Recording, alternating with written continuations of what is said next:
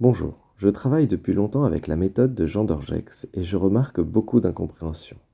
Finalement, quelle différence y a-t-il entre Jean Dorgex et les classiques? Prenons la méthode classique. Cette méthode est la suite logique de la méthode utilisée par les militaires.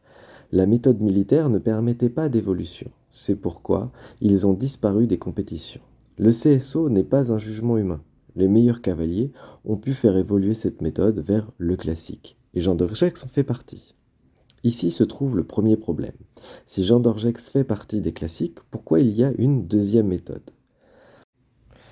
Partons de la base de l'équitation de saut d'obstacle, la puissance musculaire du cheval, et surtout des postérieurs, soit l'engagement.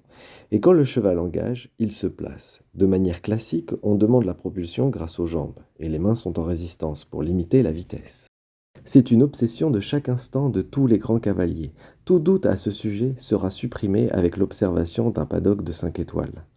À tel point que beaucoup d'enraînements ont été utilisés pour travailler la propulsion d'un cheval, notamment les rennes allemandes, le gog et d'autres. De manière systématique, ces enraînements travaillent le placé du cheval et non la propulsion. On peut en déduire qu'il y a une réciprocité entre le placé et la propulsion. En bref, si on en revient au classique, si le cheval est engagé, il est placé. Mais on remarque que s'il est placé, il est aussi engagé.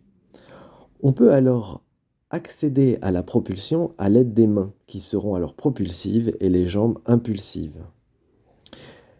Donc, la différence entre ces deux méthodes est soit une demande directe sur la physiologie du cheval, soit une demande indirecte en passant par la compréhension de celui-ci.